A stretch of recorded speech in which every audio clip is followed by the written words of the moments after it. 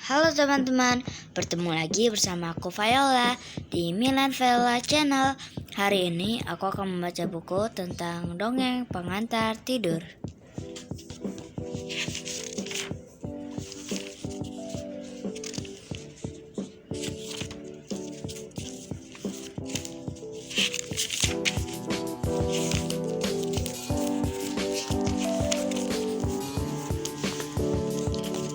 Asal nama Madura.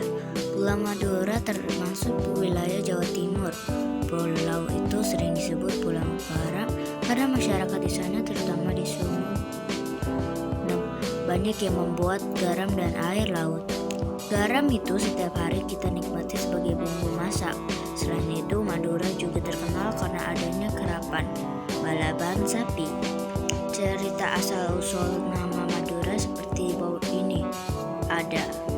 Ada sebuah kerajaan besar di pegunungan Tengger bernama Medaeng.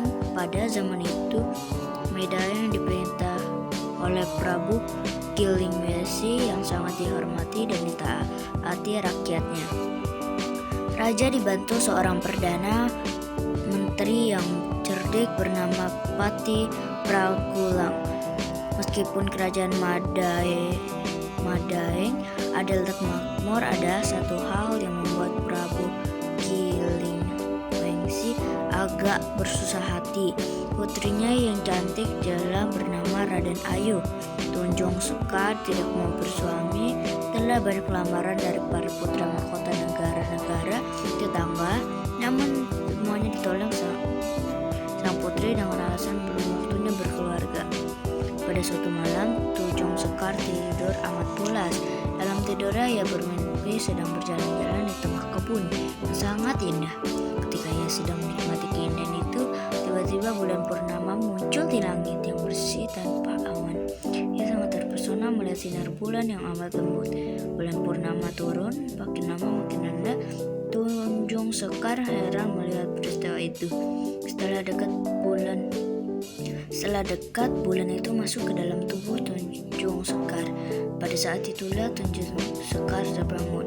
Dia sangat terkejut. Kemudian ia membangunkan inang pengasuhnya dan menanyakan arti mimpi aneh itu.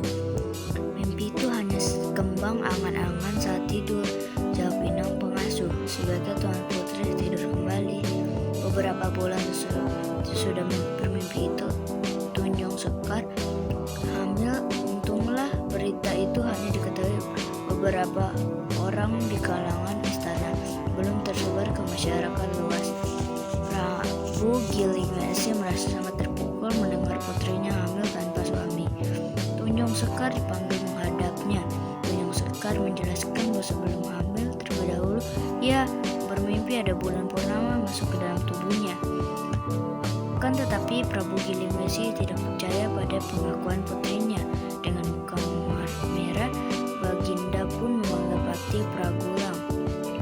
Pati, kata raja dengan sangat marah, bawalah Tunjung Sekar ke hutan. Kemudian memulai ia sebagai hukuman atas dosanya mencemarkan kehormatan negara. Tunjung Sekar tidak protes, ia menerima nasibnya dengan sabar. Karena itu ia segera pergi ketika Pati Pragulang mengajaknya berangkat ke hutan. Setelah sehari semalam berjalan, sampailah mereka di sebuah hutan lebat dekat laut.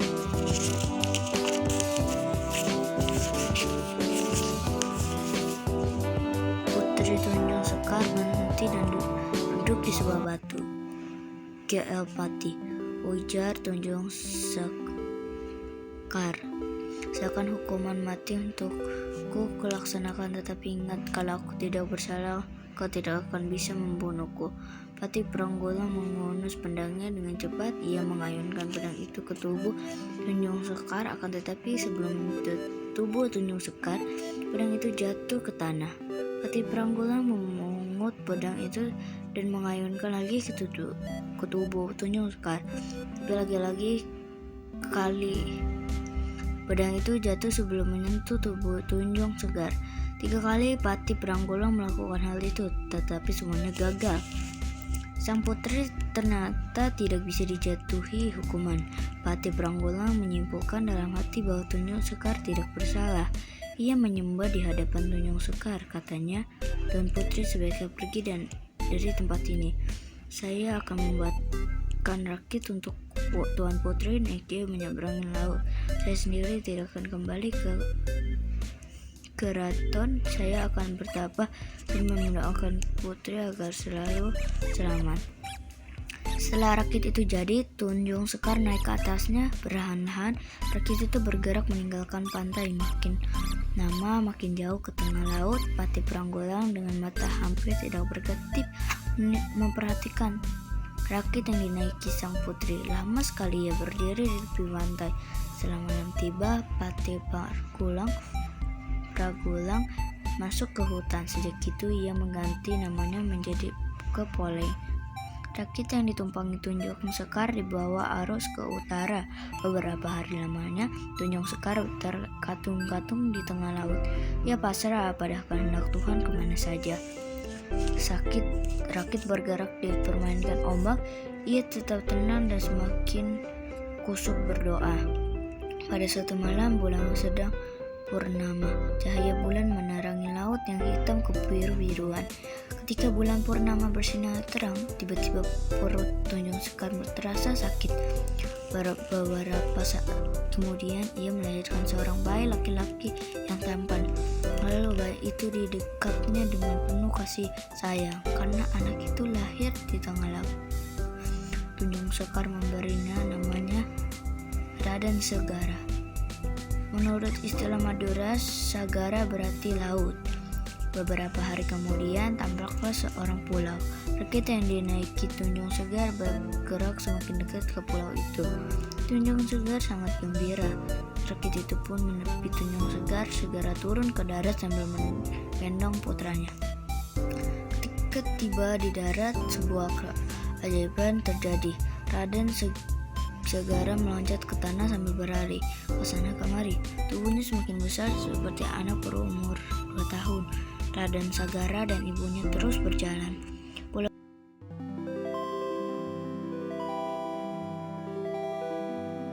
Marga satwa lainnya. Raden Sagara dan ibunya tiba di sebuah tanah lapang yang luas. Di sudut tanah lapang itu, Raden Sagara melihat sebatang pohon. Yang mendekati pohon itu, di dahan paling rendah ada sarang lebah yang cukup besar. Ketika Raden Sagara mendekat, lebah-lebah itu berterbangan menjauh saat sarangnya seakan-akan memberi kesempatan kepada Raden Sagara untuk menikmati madu. Kesempatan itu tidak disia-siakan. Raden Sagara mengambil madu dan menikmatinya bersama ibunya. Karena mereka menemukan madu di tanah lapang yang luas, tempat itu kemudian diberi nama Madura yang berasal dari kata madu ara, artinya madu di daratan yang luas. Selanjutnya, Tunjung Sekar bersama putranya tinggal di pulau itu. Setelah dewasa, Raden Sagara naik tahta sebagai raja yang memerintah di Pulau Madura. Berkat kecakapan dan kebijaksanaannya, rakyat Madura hidup tentram dan sejahtera. Kesimpulan, cerita di atas mengungkapkan kejujuran dan kepasrahan seorang remaja putri bernama Tunjung Sekar. Meskipun Tunjung Sekar sudah berkata apa adanya, Prabu Gilingwesi tetap saja tidak percaya dan menyuruh Patih Pranggolang agar membunuh Tunjung Sekar. Patih Pranggolang ternyata tak dapat membunuh karena Tunjung Sekar memang tak bersalah. Berkat bantuan Patih Pranggolang, Tunjung Sekar dan anaknya berhasil menyeberangi laut sampai di Pulau Madura. Cerita asal nama Madura di atas termasuk legenda, itu dongeng yang menceritakan asal mula nama sebuah tempat pulau kita yang populer di Jawa Timur, khususnya di Pulau Madura. Itu mengandung unsur pendidikan antara lain sebagai berikut. Pertama, kita hendaknya berlaku tegas. Hal itu dicontohkan oleh Patih Pramulang yang dengan tegas melaksanakan perintah Prabu Gilimesi, yaitu menghukum Tunjung Sekar yang dituduh mencemarkan kehormatan negara. Kedua, kita hendaknya berlaku bijaksana. Hal itu dicontoh oleh Patih Pramulang yang membantu Tunjung Sekar menyeberangi laut setelah yakini bahwa Tunjung Sekar tidak bersalah. Ketiga, kita hendaknya dapat berlaku sabar. Hal itu ditunjukkan oleh Tunjung Sekar yang tetap tenang dan sabar ketika penjelasannya tidak diterima oleh Prabu Gilimesi. Demikian pula ia tetap tenang dan sabar ketika akan dihukum. Berkat ketenangan dan kesabarannya itu, Tunjung Sekar memperoleh kebahagiaan. Oke teman-teman, sampai sini dulu ya videoku. Teman-teman jangan lupa subscribe, like, comment, and share videoku. Jangan lupa rajin baca buku ya teman-teman.